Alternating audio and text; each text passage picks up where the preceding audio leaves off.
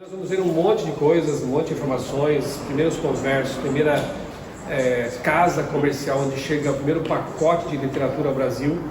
Notem também que tudo começa aqui em Santa Catarina sem pastores, sem missionários, sem comportores. Não tinha. Então Deus usou um alcoólatra, vocês vão perceber isso lá na história quando eu contar, revistas e livros, e esses materiais foram chegando e foram interessando as pessoas, foram convertendo pessoas. Pra vocês terem uma ideia, somente 10 anos depois da chegada da primeiro pacote de revistas é que o primeiro pastor virá ao Brasil para fazer os batismos. Então durante 10 anos, quase 15 na verdade, tudo foi acontecendo assim pela providência de Deus. É algo impressionante e maravilhoso, né? Então aqui é a sede da Catarinense, o campo aqui de Santa Catarina o estado tem 2 sedes agora, né? Tem a Norte Catarinense e essa aqui que é a primeira. E o legal é que foi inaugurado este ano, eu até participei como revisor, né? Esses painéis aqui que vão nos ajudar como uma introdução geral ao assunto. Não vamos gastar muito tempo aqui, né? Já que nós vamos para Itajaí, porque Itajaí foi o porto. Então, o porto chegou e lá vou contar para vocês como é que foi a história. Para ajudar nessa nossa aventura, o mapa na mão, você conhece o mapa na mão, né? Ele quer dar um presente. Não sei, parece que no grupo lá já teve gente soltando spoiler. É um passarinho que eu estou comprando. Então, deu certo. E aqui eu já vou conhecer um pouco mais vocês do nome, né? Eu vou citando aqui o nome e vocês vão pegar para o presente. Está com dedicatória. É uma alegria, né? E assim, basicamente tudo que veremos nesses poucos dias está aqui expandido. Eu acho que vocês vão ler depois esse livro com outros olhos, né? Olhos privilegiados, porque vocês estiveram nos locais, né? Aqui tem fotos, né? Vamos lá então. Ruth. Esse aqui é o seu, então. Obrigada. Espero que goste da leitura, né? Muito obrigada. Depois eu conto rapidamente como é que foi a história desse livro. Washington e Maria.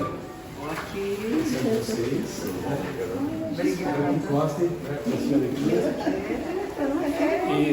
E assim, degustem, né, no hotel depois, e se tiver disposição e tempo.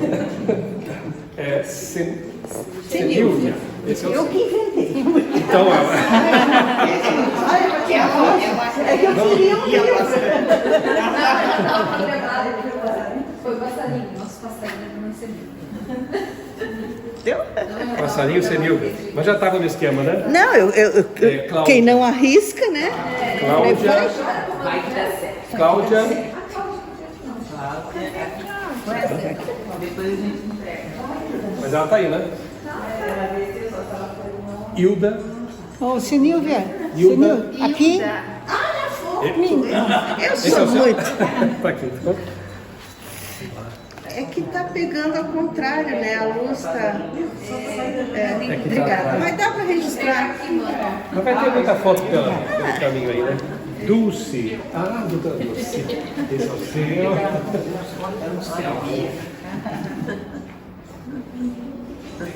Obrigado.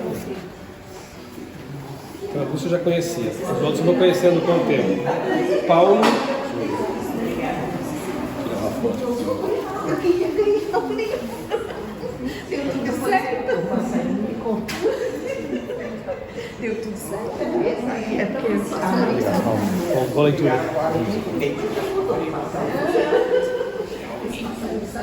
Elizabeth.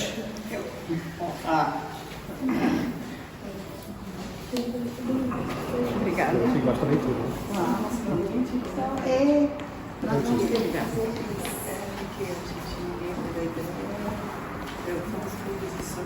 Samuel.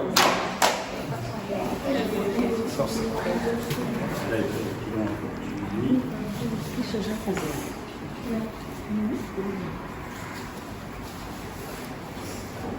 Obrigado. A maioria aqui é de São Paulo, né? Porto Alegre. Rio Grande do Sul, quem é?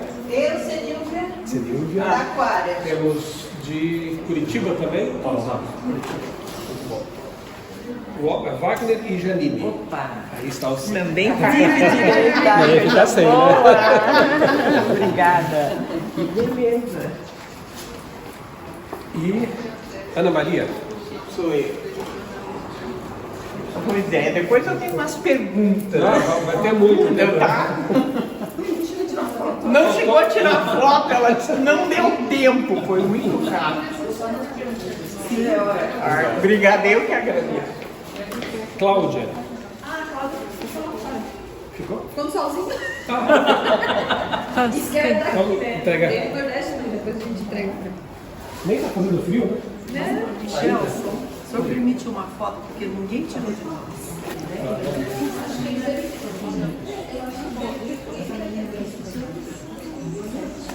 Agora a pastor sou eu, porque eu fui a primeira.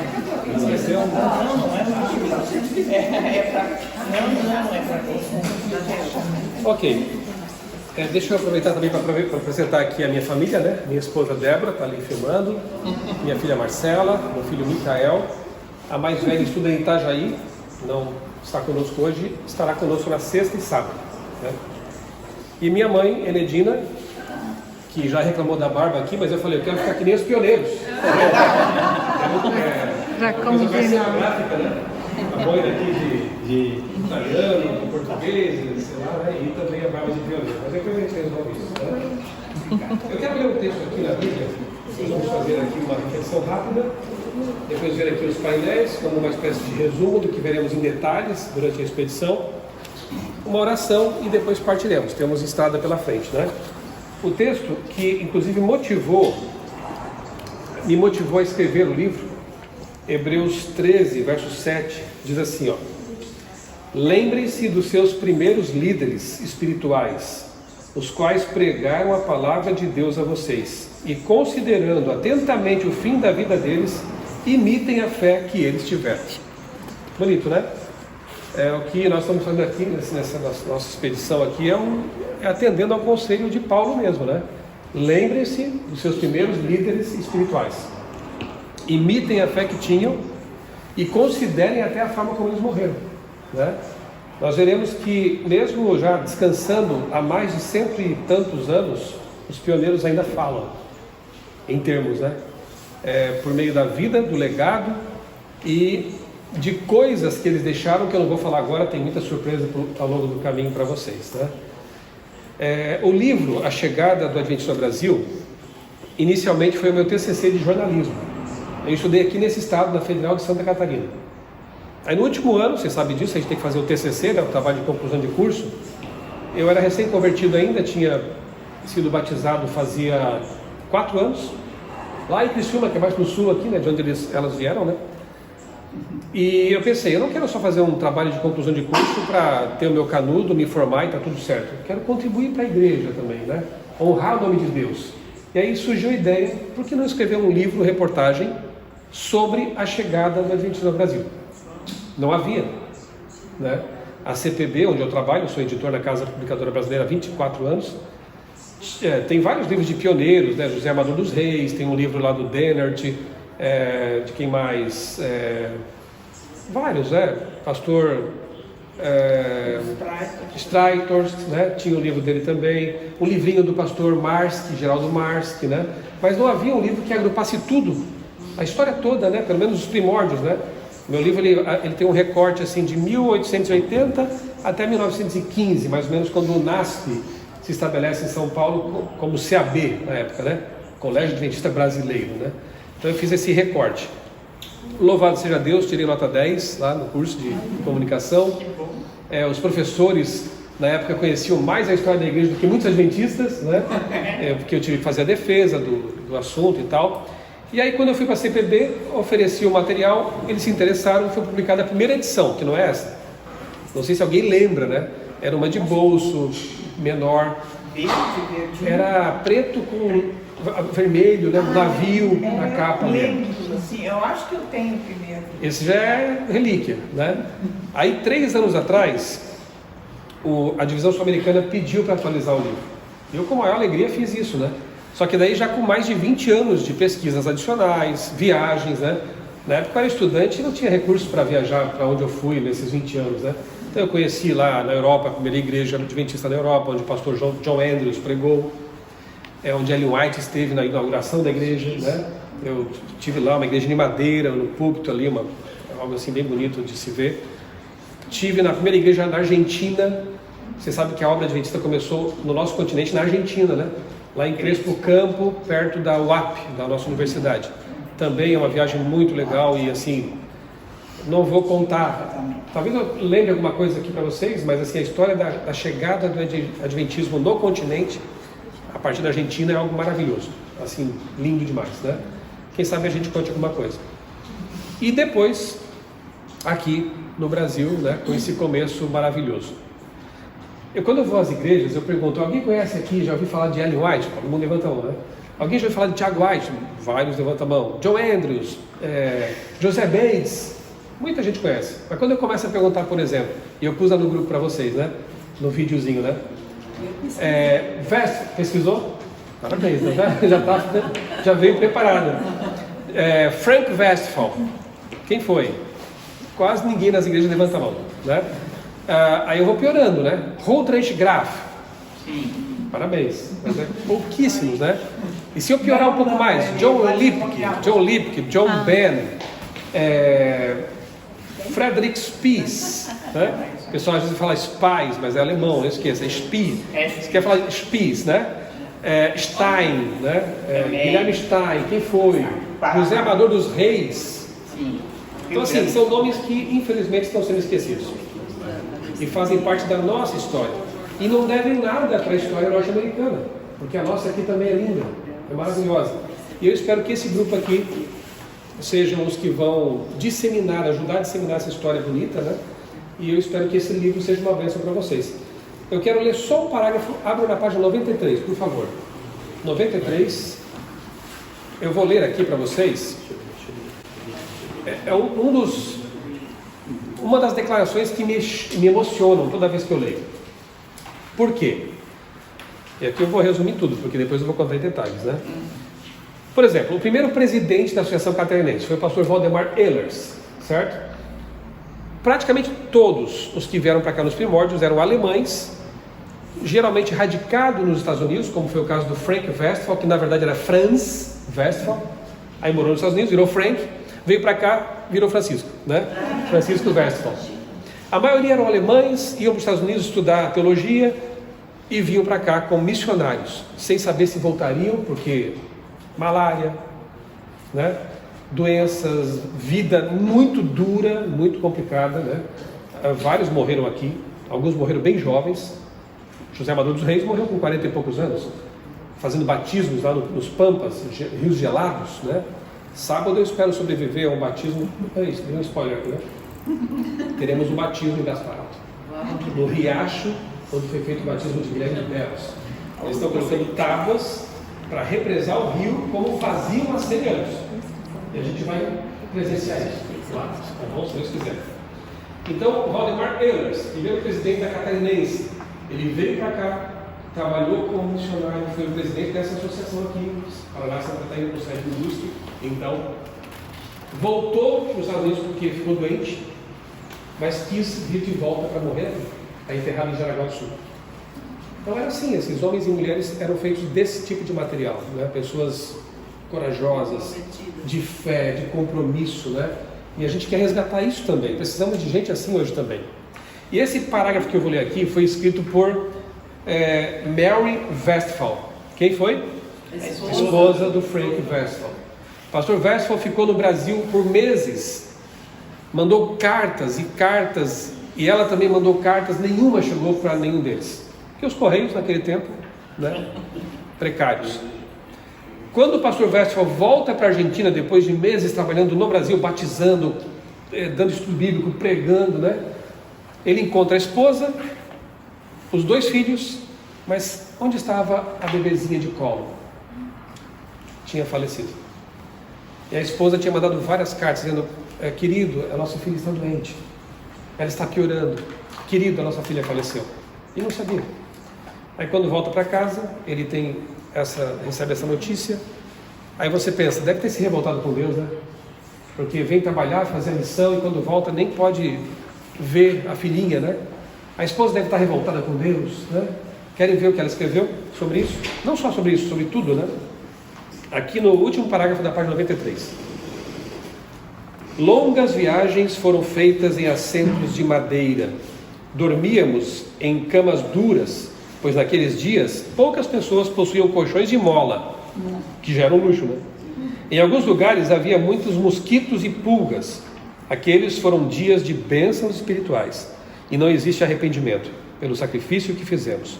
Se pudesse, viveria aqueles dias novamente e faria um trabalho melhor pelo meu mestre. Porém, e aqui ela cita Ellen White, passamos por este caminho apenas uma única vez.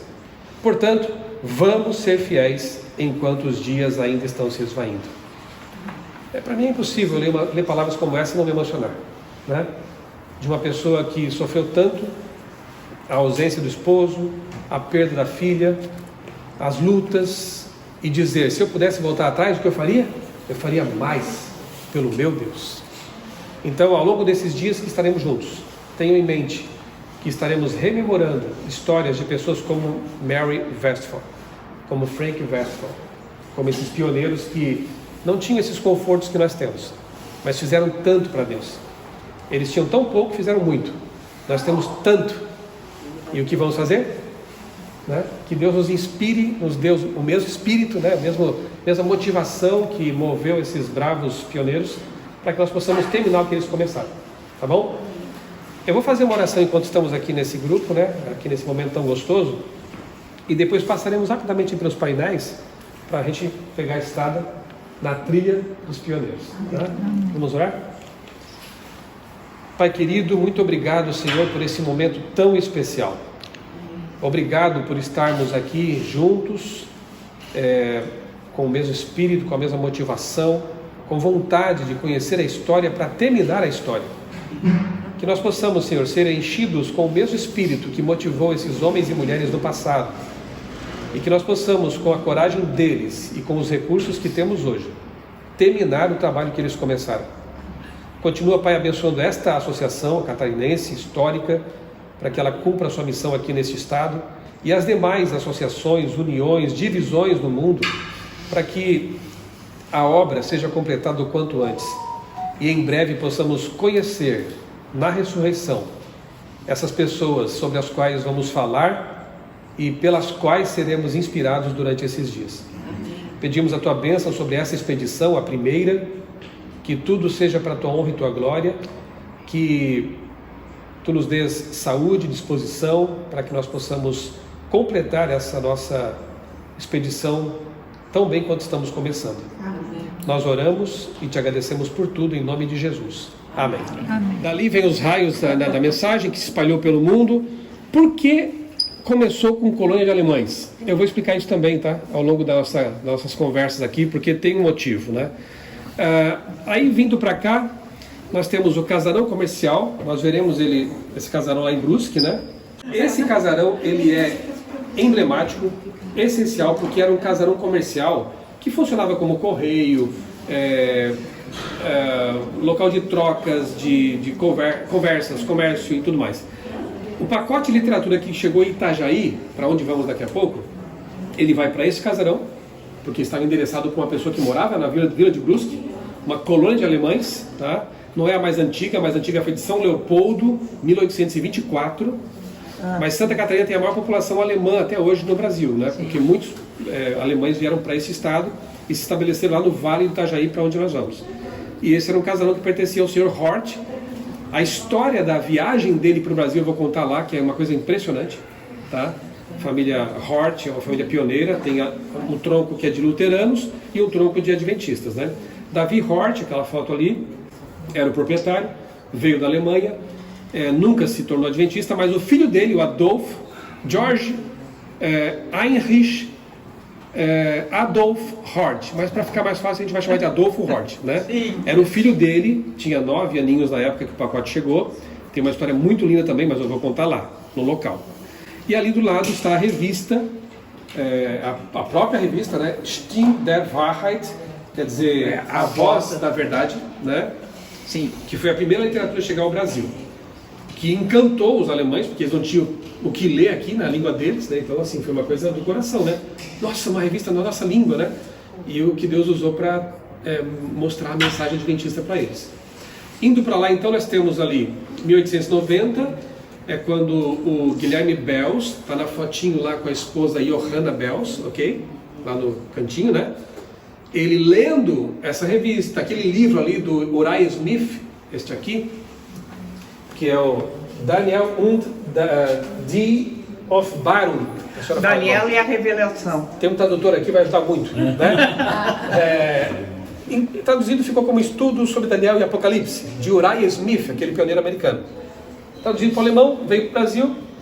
Ele tomou emprestado do irmão na casa do irmão dele, o Carl. Vocês vão depois lembrar de tudo isso aqui, é só um resumão, né? E tornou-se então o primeiro guardador do sábado, graças à leitura de um material adventista no Brasil. Já tinha judeus que guardavam o sábado, né, e talvez até outros guardadores do sábado, mas no contexto do adventismo foi Guilherme Belz, ou Wilhelm Belz, né? E a esposa Johanna, ou Johanna Belz. Este aqui, também é pouco lembrado, né? O Augustus Stauffer, foi o primeiro missionário adventista a pisar no Brasil. Ele veio da Associação Geral para trabalhar no Uruguai, passou um tempo na Argentina também, e quando soube que havia conversos como esses aqui no Brasil, aqui está a Vila de Brusque, né? Não é uma foto tão antiga no livro, tem uma mais antiga, mas se você tem uma ideia assim da configuração, casinhas, né? Que nós vamos explicar lá em Brusque também, estilo alemão e tudo mais. Quando eles souberam que havia conversos aqui, precisando de contato e de batismo já, porque estavam prontos, ele veio. Quando chegou aqui, eles se comportavam de dia para comer à noite e pregar à noite, fazer conferências, e eram missionários de sustento próprio, né? A igreja estava muito iniciante ainda, não tinha uma estrutura para manter essas pessoas, então eles iam assim, como a gente fala, né? Como é que é? No peito e na raça? Né? Pela fé, né? E assim se mantinham. Veio ele, vieram outros, né? O Westphal foi o primeiro pastor, porque daí esses missionários que eram os comportores que foram abrindo o caminho, informaram o pastor Westphal na Argentina: pastor, vem para cá, já tem gente pronta para ser batizada aqui. Aí o pastor vem, o pastor Westphal tinha todo o continente, né, para cuidar, imagina, né? Só depois é que veio o Ruprecht Graf para cuidar de todo o Brasil. Aí o distrito dele era o Brasil, né? Vamos para o outro lado? Até aqui tudo bem? A primeira igreja adventista organizada no Brasil. Só que tem um detalhe. Esse prédio de madeira foi construído em 1896. Mas por que 95? Porque a igreja foi organizada sem ter templo ainda. Porque a igreja são as pessoas, né? A igreja é o corpo de Cristo e as pessoas que estão unidas ao corpo de Cristo. Então, eles se reuniam nas casas, eram pequenos grupos. Na casa dos Belz, na casa dos Olme. Eu vou explicar quem são os Olme também, os Schirmer. Nós vamos conhecer um descendente lá em Gaspar Alto, o irmão Schirmer, que eu acho que é tri ou bisneto, né, do primeiro Schirmer convertido. Eram 3 amigos, Olme, o Belz e o Schirmer, que se converteram mais ou menos juntos, se reuniam nas casas, e aí no ano seguinte construíram essa casa aqui de madeira. Não existe mais lá em Gaspar Alto, mas o templo que nós vamos ver, ele é de depois da Segunda Guerra Mundial, de alvenaria já.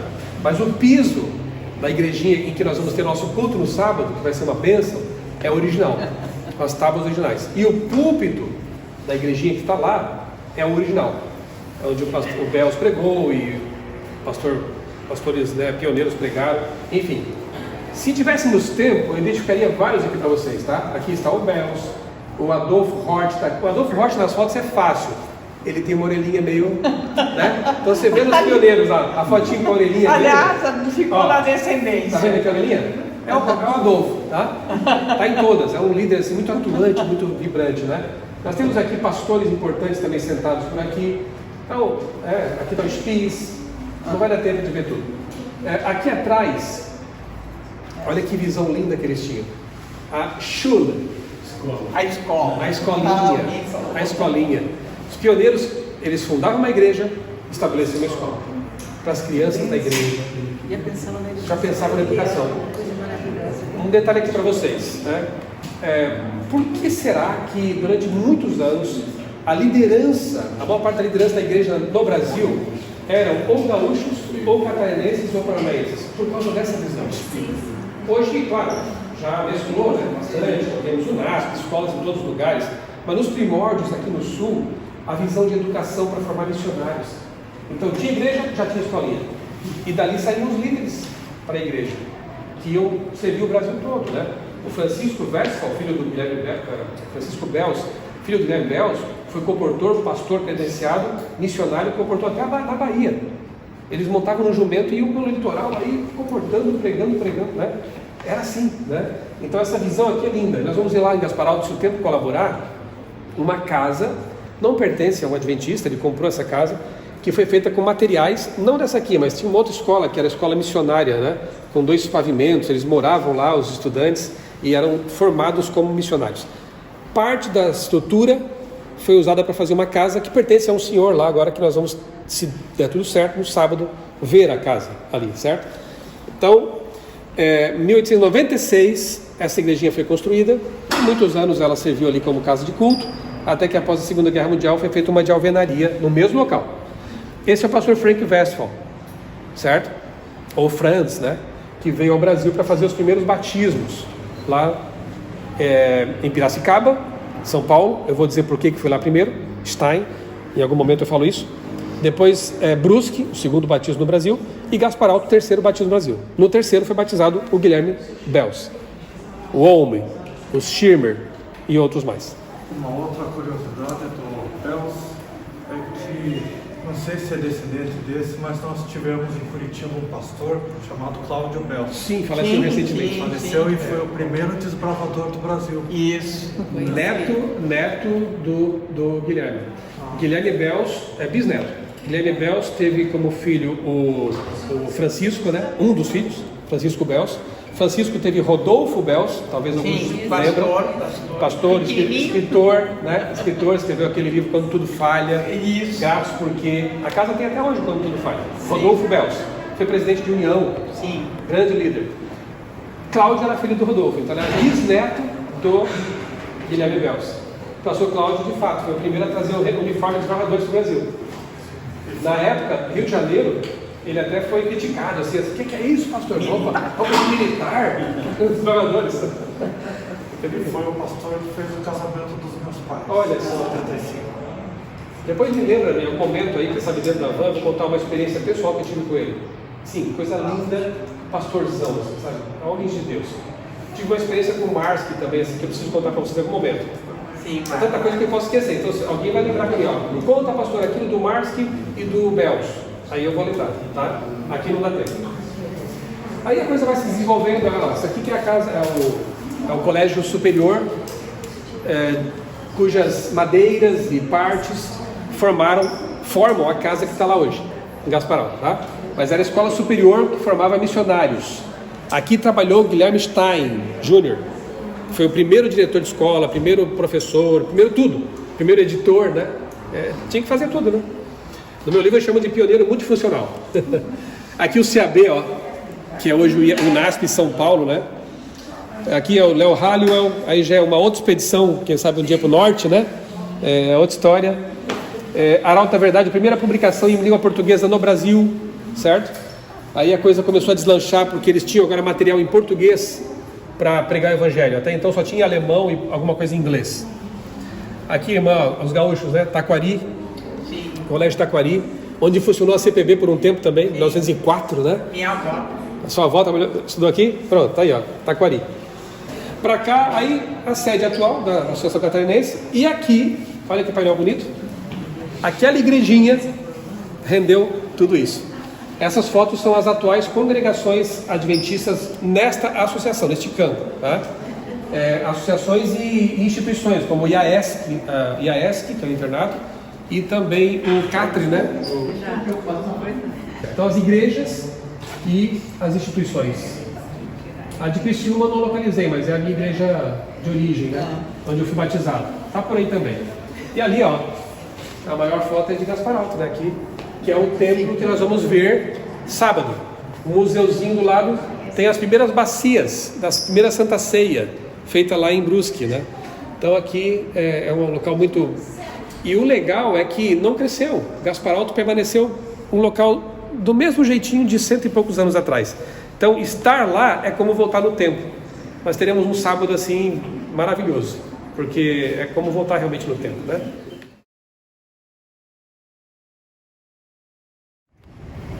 Na verdade, o ponto Marco Zero é aqui, né?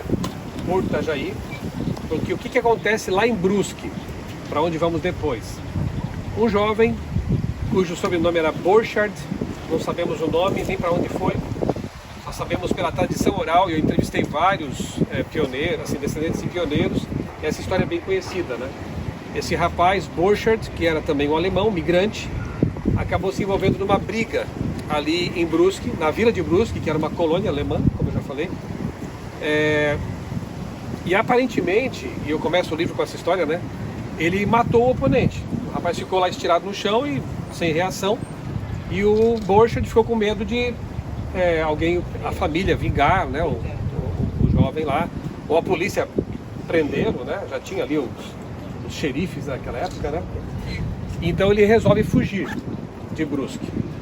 A intenção dele era vir para cá, para Itajaí, embarcar no navio clandestinamente e fugir de volta para a Europa. Se possível para a Alemanha, que era a terra dele de origem. Ele passa rapidamente na casa do padrasto, chamava Carlos Drefk, grave esse nome, nós voltaremos a ele ali em Brusque, né? Carlos Drefk era o padrasto do Borchardt, o brigão, o alemãozinho brigão. Ele passa na casa do padrasto rapidamente, pega alguns víveres ali, alguma coisa, põe na trouxinha dele e pega um mato. Não foi pelo rio. 2 vias de acesso que havia apenas de lá para cá, dos municípios, das colônias, para aqui que era o centro, né? O centro comercial era Itajaí. Era o rio Itajaí Mirim. Ele decide não vir por lá porque ali tinha muitos canoeiros. Ele poderia ser reconhecido e até preso ou morto. Decide vir pelo mato. Havia picadas, porque um dos trabalhos acessórios, a maioria eram lavradores, né? Vinham da Alemanha, da Europa, para plantar, enfim, cuidar da sua terra ali. Ganhavam um pedacinho de terra para viver. Mas um trabalho acessório era cortar lenha no mato para as madeireiras, né? Para outras finalidades, enfim. Então esse pessoal que cortava lenha abria picadas pelo mato. Ele decidiu vir pelo caminho do mato. Deve ter levado de 1 até quase 2 semanas nessa caminhada aí, né? Chegou aqui certamente exausto, né? Enfim, uma situação deplorável. Conseguiu entrar no navio como clandestino. E nesse tempo navios era assim, a vela, ainda usavam alguns, isso é 1880, tá gente? 1880. Havia já navios a vapor também.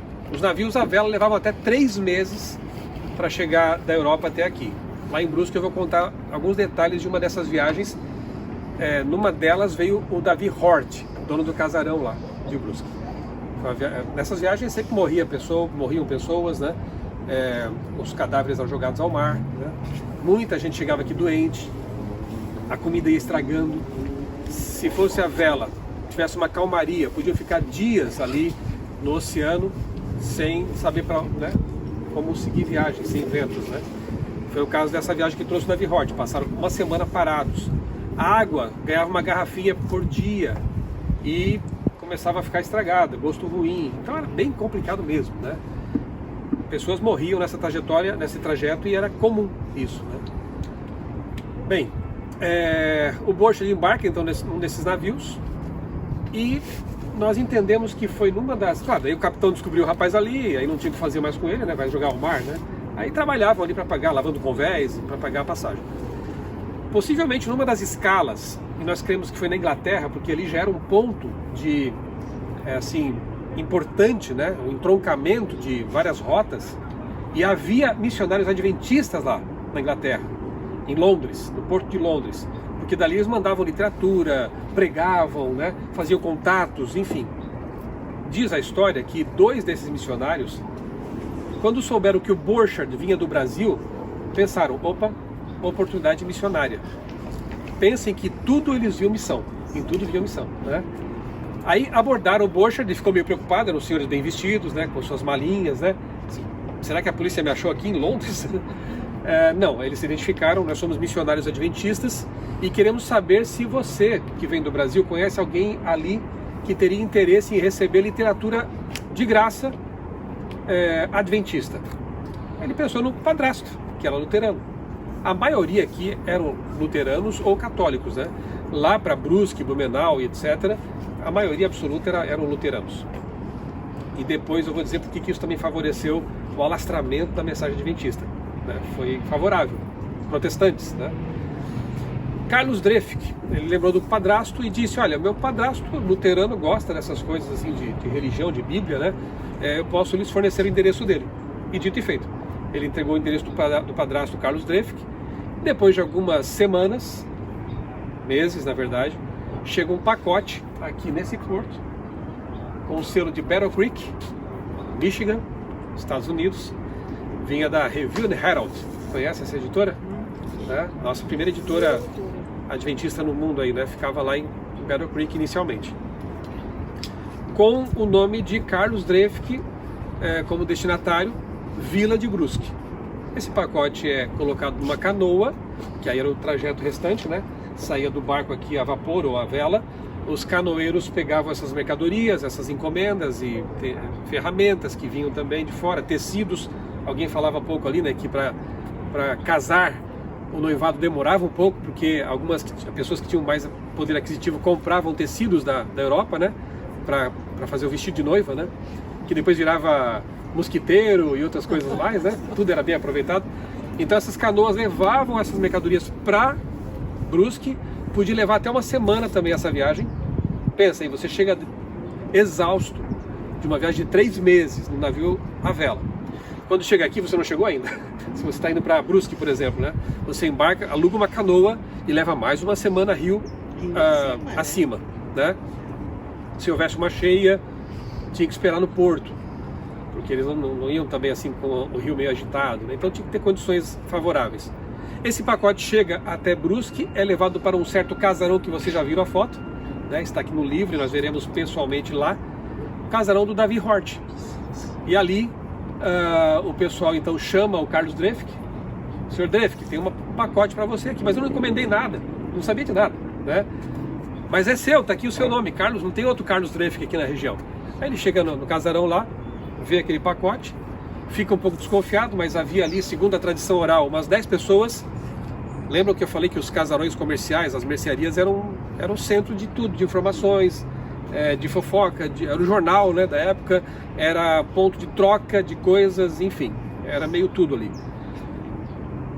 Os 10 fazem pressão e dizem, abra logo esse pacote, né? Porque não é todo dia que chegava um pacote dos Estados Unidos, né? Para a vila. Relutante, ele abre o pacote e dentro havia 10 exemplares da revista Stimme der Wahrheit, né? Que é a voz da verdade, uma revista que foi produzida em Battle Creek em alemão, justamente para alcançar os falantes do alemão, né? Então eles produziam lá e enviavam para vários países, entre os quais a Alemanha e também Brasil, porque havia colônias aqui, né? Depois começaram a enviar várias para cá.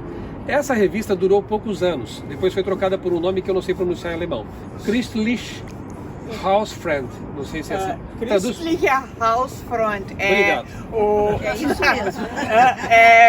É o amigo do lar cristão.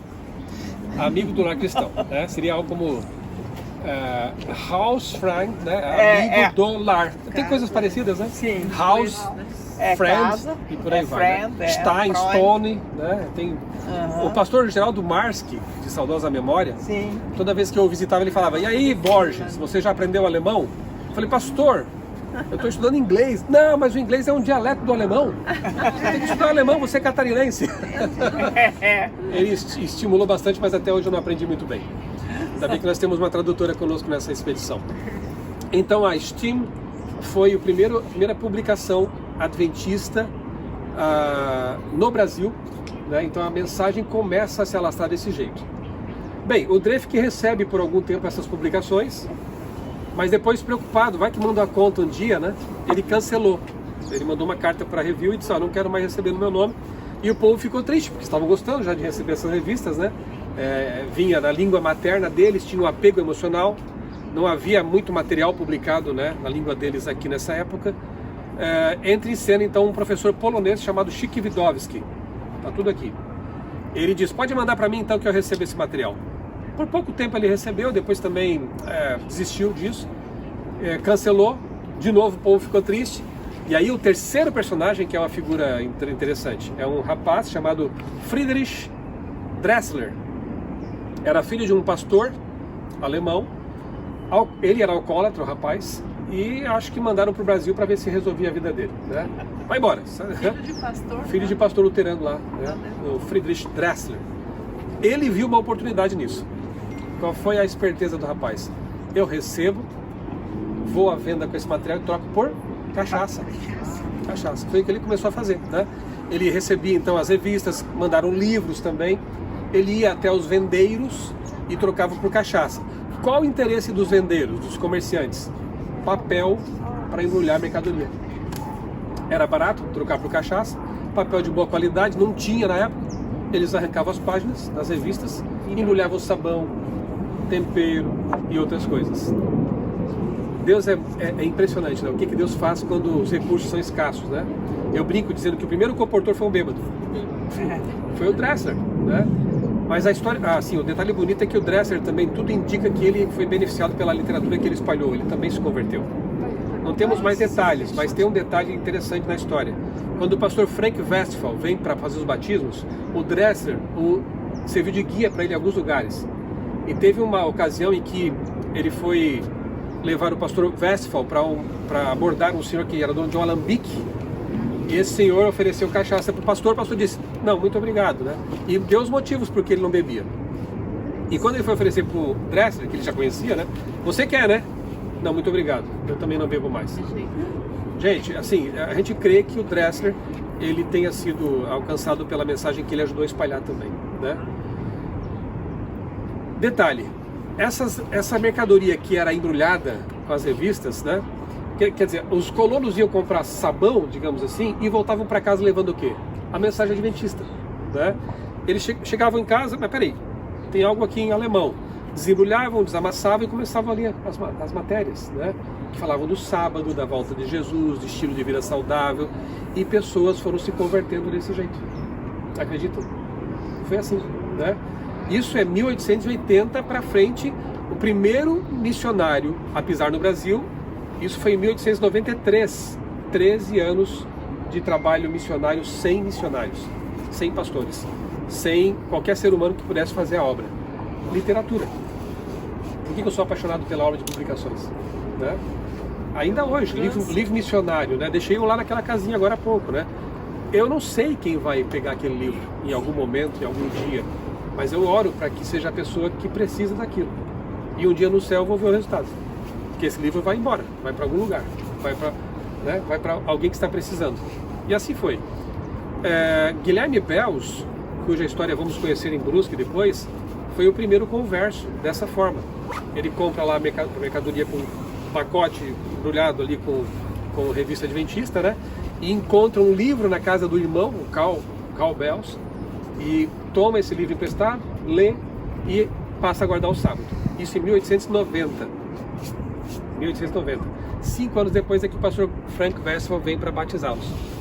E assim foi. 15 anos, a obra avançando, famílias se convertendo, pessoas sendo alcançadas pela mensagem, simplesmente e providencialmente lendo a mensagem adventista em embrulhos de sabão também. Então é assim que foi, né? Começa tudo aqui, então esse local aqui é muito especial, muito emblemático, né? Significativo, porque foi o portão de entrada pela primeira vez na história da literatura adventista no nosso país, certo? O pastor Frank escreveu um relatório de viagem, um livro, né? Eu tenho esse livro, Pioneering the Neglected Continent, que ele chamava de o continente negligenciado, né? Porque a América do Sul foi o último continente no mundo, só pode ser no mundo, né? Continentes, redundância, né? Foi o último continente a ser alcançado pela mensagem adventista. Porém, Deus reverteu em bênçãos. O Brasil hoje é o maior país adventista do mundo, né? Então, um dos últimos a ser alcançados, mas a obra avançou tão poderosamente aqui que nós somos hoje o maior país adventista no mundo. Temos mais membros, a maior editora do mundo, a CPB, entre as 60 editoras do mundo é a maior. O maior sistema educacional do mundo é no Brasil, né? Só perdemos na área de saúde, que os Estados Unidos é uma potência nessa área de médica e clínicas, né? Mas em todos os outros braços da obra, o Brasil hoje é referência. Louvado seja Deus por isso.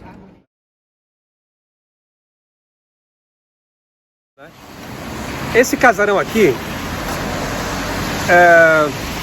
lá no começo do século e até antes, século XX, né? Agora tem que falar assim, os alemães faziam casas em Chaimel, e casas de alvenaria também, né? As casas em Chaimel, nós veremos logo mais na frente de uma, perto de algumas casas em Chaimel. De alvenaria, provavelmente era feito com cal e areia, que não tinha o cimento desse que a gente usa hoje, né? Então, outro material. É uma casa estilo colonial, 2 pavimentos. O construtor foi o Davi Hort, aquele da foto que eu mostrei lá na Catarinense, na associação, né? Aquele senhor de barba escura lá. A família Hort veio para o Brasil com outras 2 famílias que se conheceram no navio, família Pepper e família Brums. Todos alemães, vieram da Alemanha, claro, e a viagem levou 90 dias. Família Pepper trouxe o cachorrinho lá escondido, o cachorro Grafe, né? No livro conta a historinha dele ali. Colocou no saco de alinhagem, guardou ali no cantinho do navio, para ninguém encontrar o cachorro, né? Mas é porque o filhinho Heinrich gostava muito do Grafe e falou: papai, eu quero que leve o cachorro para o Brasil.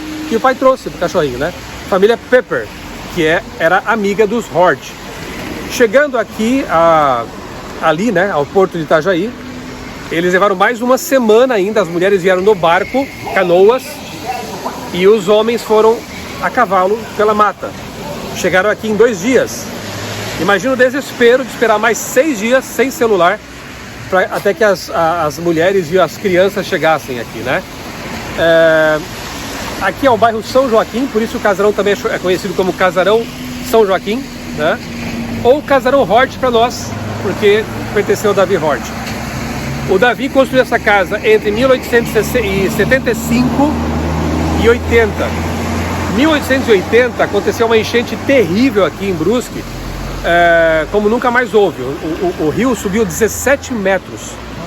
E assim, levou tudo, né? A casa permaneceu aqui, ela é um pouco mais elevada, enfim, né? Mas quando as revistas Stimme der Wahrheit, lembram? Foram abertas aqui dentro, a esposa do Davi, a Elizabeth, ela leu a revista que falava sobre a volta de Jesus e ficou impressionada, porque a enchente marcou demais aqui a comunidade. E ela associou com a volta de Jesus, os sinais, né? A destruição e isso aí. No dia em que o pacote de revistas chegou aqui, Carlos Dreff, que foi chamado para abrir o pacote, lembra que eu falei? Estavam lá uns 10 homens, né? E o Adolfo Hort tinha 9 anos. Garotinho, né? Vem cá, Micael. Vem cá. Meu filho tem 11, né? Então imagina assim, o Adolfo um pouquinho menor que Micael, né? Curioso ali assistindo, né? Até coloco aqui, eu imaginei ele sentado numa saca de feijão, né? E ali assistindo aquele pacote sendo aberto e tal. Enfim, aí abriu o pacote, viu que eram revistas. O Carlos Dreff, padrasto do Borchardt, o brigão que fugiu no navio, lembra? Ele toma uma revista para si e entrega as demais para os que estavam ali na casa naquele momento. Naquele momento ali, o Davi Hort não se interessou, o Davi Hort nunca se converteu. Só que 10 anos depois, o Adolfo, garotinho, ele começou a ficar preocupado com a presença dos adventistas aqui na região, né? Já havia uma igreja lá em Gaspar Alto. O Adolfo, com 18 anos, era um rapaz brigão. Será que tem algo a ver com, né? Nervoso, luterano. E ele convidou um amigo então para subir em Gaspar Alto. Nós iremos amanhã para quebrar tudo lá. Ele queria bater nos adventistas, fechar a igreja, porque na cabeça dele, igreja de alemão só luterana. E de fato, ele e o amigo sobem a Gaspar Alto. Só que quando eles chegam lá, estava acontecendo o culto na casinha de madeira que vocês viram a foto lá na Associação Catarinense, naquela casa de madeira. Não sabemos quem estava pregando, qual foi a mensagem, enfim, mas o Adolfo, ele se abaixou ali e conseguiu ouvir pela janela o que estavam dizendo. E o que disseram mexeu com ele. Ele falou, ele estava com paus e pedras nas mãos, largou tudo aquilo ali e disse para o amigo: vamos embora. Isso mexeu comigo. Ele volta para cá, para Brusque, e começa a ler a Bíblia. E descobre o sábado na Bíblia. E vai conversar com o pastor luterano para tirar satisfações. Pastor, por que nós guardamos o domingo e não o sábado? Aí o pastor prometeu que no domingo seguinte, no culto luterano, ele explicaria o motivo. Só que É aquela explicação que nós conhecemos, né? Foi abolido, nós temos uma tradição e vamos continuar guardando o domingo. O Hort não se convenceu e continuou por si mesmo estudando a Bíblia com a esposa. A esposa chamava Emma, era empregada da família. Ele gostou dela, casou com ela, Emma Hort. E finalmente os dois decidiram guardar o sábado também. Detalhe, o Adolfo, depois de algum tempo teve que sair daqui porque a perseguição era muito intensa. Para vocês terem uma ideia, nessa época os adventistas eram chamados de Verflucht Sabbatisten.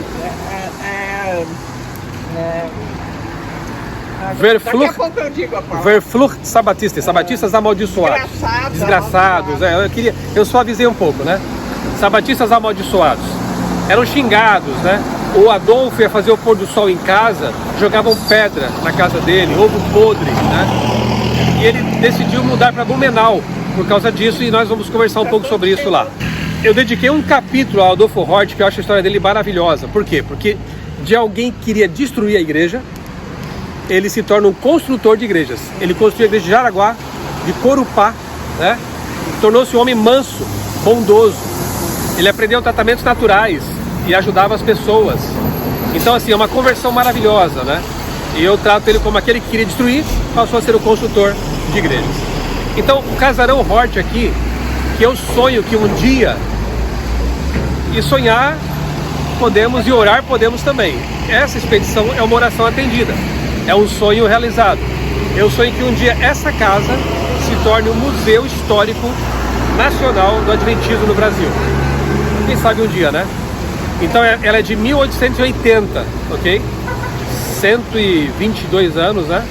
142 anos, né, de história. E graças a Deus está aí, né, em pé. Ela funcionava como mercearia, como posto de trocas, correio e às vezes até como pousada. A família vivia em cima e embaixo eles alugavam o espaço ali e no meio tinha venda. Mas sempre foi nessa construção assim? Sempre aqui, do mesmo jeito. A família Hort comprou o terreno que fica à esquerda da casa e vão construir um memorial ali. Então, nos próximos anos, nós teremos um espaço para pelo menos ficar ali e dizer, foi aqui, ó. Tá bom?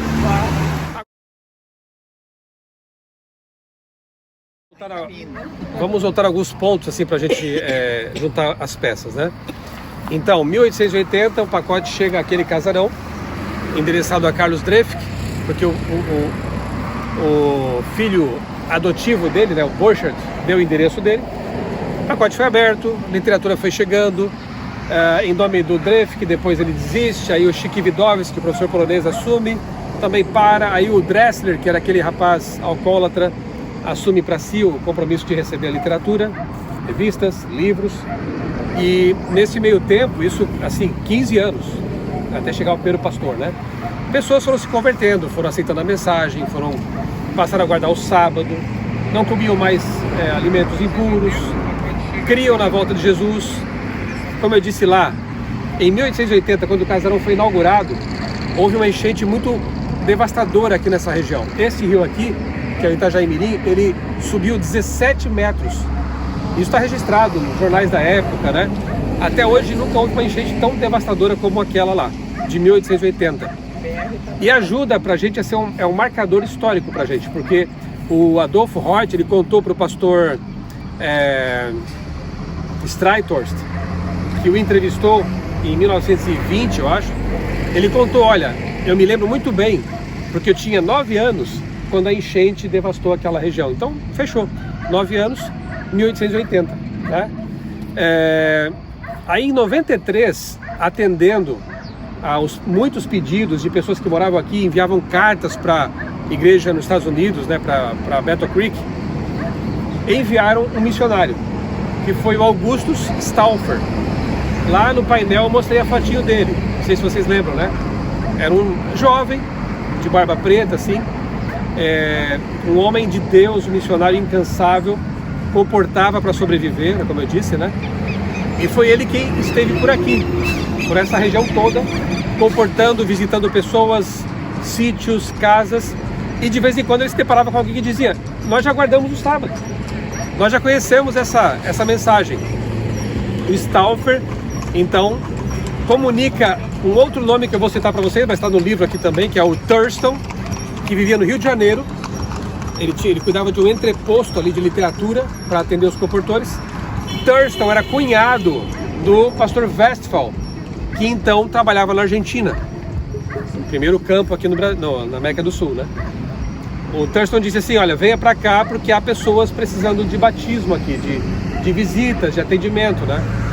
Então o pastor Westphal, ele embarca na Argentina, vai para o Rio de Janeiro, porque o Porto Itajaí era pequeno para um barco daquele porte. Ele fica lá na quarentena, que era preciso fazer na época, né? Em quarentena, e então desembarca no Rio de Janeiro. Em 15 anos, os colportores trabalharam muito. Então já havia conversos em Rio Grande do Sul, Paraná, São Paulo, Teófilo Otoni, Minas Gerais, que é uma colônia de alemães também. Espírito Santo já havia conversos ali, tem colônia de alemães. E se vocês fossem o Westphal, vocês iriam atender primeiro aqui pessoas que estavam em São Paulo ou aqui em Santa Catarina? Ele está mais perto, né? Então ele vai para interior de São Paulo, Piracicaba, Rio Claro, Indaiatuba, onde já havia conversos, e lá ele conhece a família Stein. Guilherme Stein Jr., a história dele é linda, tem um capítulo só para ele no livro também, que eu até chamei assim, o batismo do homem de pedra, porque Stein é pedra. E ele foi realmente uma rocha, né? Naqueles tempos lá. Ele herdaria a primeira indústria de ferragens do estado de São Paulo, a indústria Krahenbiel, que até hoje está lá em Piracicaba. Eram ricos, né? E como o dono, né, o pai da Maria, que se casou com o Stein, viu que o rapaz era muito inteligente, muito capaz, a intenção dele era deixar para a filha e para o genro a indústria. Só que nesse meio tempo, o Stein comprou de um colportor o livro,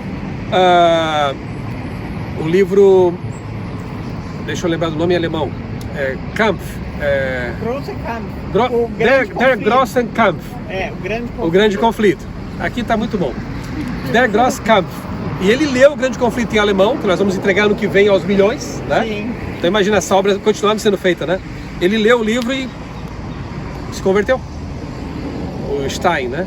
Aí ele se casa com a Maria Krahenbiel, tinha 20 e poucos anos, e ele decide, em concordância com ela, olha, eu estou sendo chamado para ser um missionário. Ele abre mão da empresa para ser um colportor. Assim, desprendimento, né? Stein foi o primeiro professor de escola adventista, primeiro editor da CPB, que começa no Rio de Janeiro, na Rua do Ouvidor, né? Era só um escritório, mas ele foi o primeiro editor. Foi o primeiro diretor de escola. Amanhã em Gaspar Alto veremos lá a casa que foi feita com o restante das madeiras lá do Colégio Superior de Gaspar Alto. O Stein foi o diretor de lá. Guilherme Stein conhecia, dizem, né, 40 idiomas. Eu peguei a Bíblia dele na mão. A Bíblia dele está lá em Brasília, na sede da Sociedade Criacionista Brasileira, assinada, tem o nomezinho dele lá certinho, grego e hebraico, a Bíblia é em grego e hebraico. Ele lia fluentemente grego e hebraico, nunca passou por uma escola de teologia, era um monstro. Eu comparo Stein com o John Andrews, é o nosso John Andrews, tá? E por isso foi tremendamente usado por Deus, porque tinha muitas capacidades, certo? Escrevia muito bem. O livro O Sábado, do Stein, começa falando sobre supernovas, galáxias. Olha o nível do homem, né? Muito bem. Eu estou me demorando demais no Stein, né? Mas é que eu me empolgo com a história dele também. Pastor Frank Westphal batiza o Stein lá em Piracicaba. Piracicaba, em Tupi, quer dizer colheita de peixes. E eu entendo que é quase que uma tipologia, né? Porque dali em diante seria uma colheita de seres humanos para Deus, né? Uma colheita. De lá, o Stein então pega o seu carro, toma um avião, nada disso, né? Ele pega lá um jumentinho, né? A sua mala, seu chapéu e desce para Santa Catarina. Dias e dias de uma viagem muito difícil, muito cansativa, muito complicada, né? Enfrentando aí chuva, sol, mosquitos, né? Como a esposa conta aqui no livro. E quando chega aqui, então, que alegria dos irmãos de pela primeira vez ver um pastor adventista ordenado para fazer os batismos, né? Então neste rio aqui, que é o Itajaí Mirim, foram batizados, deixa eu dar o número certinho para vocês, foram batizadas 8 pessoas, tá? Basicamente famílias Trum e Luque, que depois se mudaram para Gaspar Alto por causa da perseguição aqui em Brusque. Vários foram para lá para se proteger, né? Porque aqui era complicado como a gente viu hoje. Era duro, né? Então 8 pessoas foram batizadas aqui. 3 dias depois, o terceiro batismo em Gaspar Alto, veremos amanhã.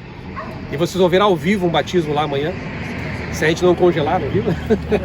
Então lá foram mais 14 pessoas em Gaspar Alto. Entre elas, Guilherme Bels e Johanna Bels, né? Um casal pioneiro. Lembram dele? Guilherme Bels, primeiro guardador do sábado, convertido pela literatura adventista aqui, né? Nessa região. Uma semana depois, à margem desse rio, não sei onde foi, não sabemos onde foi, mas à margem desse rio, foi feita a primeira Santa Ceia adventista no Brasil. Por que no Rio? O pastor Westphal tinha alugado um salão em Brusque, aqui em Brusque. Mas o camarada lá que tinha alugado foi abordado pelo padre. E o padre falou assim, olha, cancela esse aluguel, porque eles são adventistas, é uma seita. Se você mantiver o contrato com eles, eu vou falar para a paróquia inteira não comprar mais nada aqui do seu comércio. Aí a pressão foi forte demais e ele cancelou o aluguel, devolveu o dinheiro. E o pastor Westphal foi batendo perna aqui, tentando achar um local para fazer o culto, a Santa Ceia e organizar a igreja de Gaspar Alto. Não encontrou, o que fizeram? Vão para a beira do rio. Aí colocaram, eu conto aqui, né? O pastor Westphal conta, eu reproduzi aqui. Colocaram tocos de madeira ali, montaram uma mesa. Eu tento imaginar, assim, voltar no tempo, até me emociona isso, né? Assim, de ver a simplicidade, né? E naquele dia os anjos de Deus ali com os adventistas, né? Na beira do rio, de uma forma rústica, ouvindo pela primeira vez um pastor adventista pregando o evangelho. Naquele momento, o pastor Westphal organiza a igreja de Gaspar Alto, que vai se reunir em Gaspar Alto, mas estavam aqui num mini congresso, né?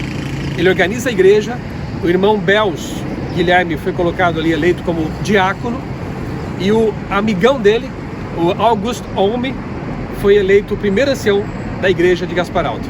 Ou seja, August Olme foi o primeiro ancião de igreja no Brasil. Ele é o patrono dos anciãos de igreja no Brasil. Tem algum ancião aqui de igreja? Tem uma anciã. É o patrono dos anciãos, do ancianato brasileiro, August Olme, né? Então assim, são cenas lindas que um dia eu quero ver as gravações do céu, né? Elas estão lá. Depois eu vou contar para vocês, em algum momento mais tranquilo, assim, como foi a aventura do pastor Westphal de voltar para a Argentina, né? As dificuldades, quase foi apedrejado. Gente, eram tempos muito complicados. E nos faz pensar no tempo que vai ser de novo complicado, na perseguição, né? Quando teremos que ter fibra de novo, né?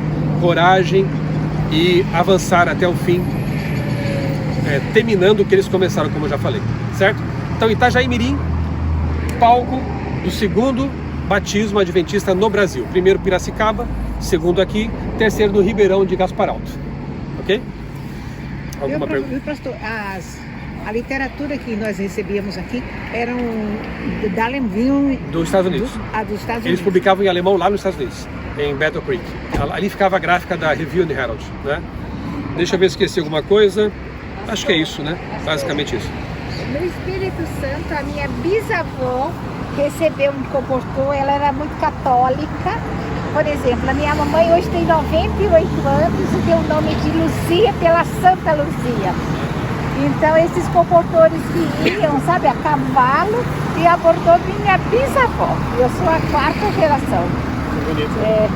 Ali a Laranja da Terra, Santa Maria do Jetibá, são lugares históricos. Que começaram. Santa Maria do Jetibá foi a primeira igreja adventista lá no Espírito Santo. E uma das primeiras no Brasil. É realmente uma história bonita lá. Pastor Misael Littke, ele escreveu um livro sobre a história lá.